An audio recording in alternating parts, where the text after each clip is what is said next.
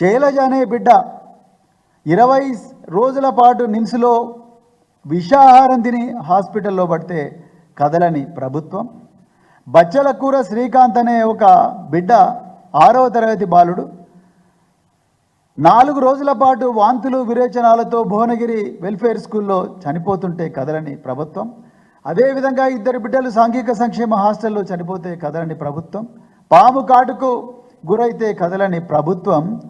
నిన్న మాత్రం ఒక పెద్ద హంగామా చేసిండ్రు మంత్రులు, తర్వాత ఎమ్మెల్యేలు, వీళ్ళందరూ వాళ్ళ కార్యకర్తలను తీసుకొని పెద్ద ఎత్తున పోయి డైనింగ్ హాల్లో కూర్చున్నారు. డైనింగ్ హాల్లో కాదు, కొంతమంది డైనింగ్ హాల్లో కూర్చున్నారు, కొంతమంది బయట షామియానా వేసి మంచిగా బిస్లరీ బాటిళ్ళు అవి పెట్టుకొని కూర్చొని పిల్లలతో కలిసి అన్నం తిన్నట్టుగా డ్రామా వేసిండ్రు. ఒక వనభోజనాల కార్యక్రమం పెట్టుకున్నారు వీళ్ళు, ఒక పిక్నిక్ పెట్టుకున్నారు. నిన్న జరిగిందంతా కూడా కేవలం పిక్నిక్. మీరు మీడియాలో వచ్చిన వార్తలు చూస్తే, అదేవిధంగా మరి సామాజిక మాధ్యమాల్లో వచ్చిన వార్తలు చూస్తే మీకు క్లియర్గా అర్థమైపోతుంది.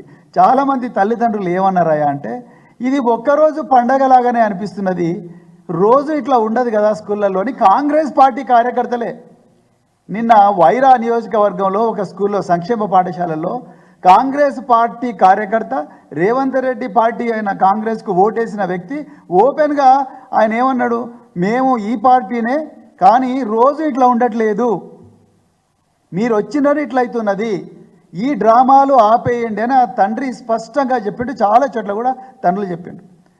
ఈ విధంగా తండ్రులు మాట్లాడతారని, ఈ విధంగా ప్రజలు వాళ్ళ విద్యార్థుల తల్లిదండ్రులు మాట్లాడతారని ఒక 2 రోజుల ముందు ఒక డ్రామా చేసిండు రేవంత్ రెడ్డి. అదేందో మీకు చెప్పాలి. స్కూల్లో ప్రిన్సిపాల్ అందరికీ ఒక మెసేజ్ పోయింది. ఏమని?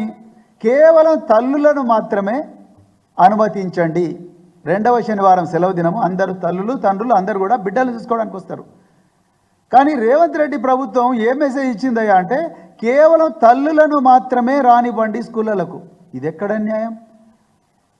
తల్లి తండ్రి ఇద్దరు కలిసి వాళ్ళ పొట్ట చించుకొని పుట్టిన బిడ్డను చూడడానికి, పరామర్శించడానికి నెలకు ఒకసారి పోతారు, 2వ శనివారం పోతారు.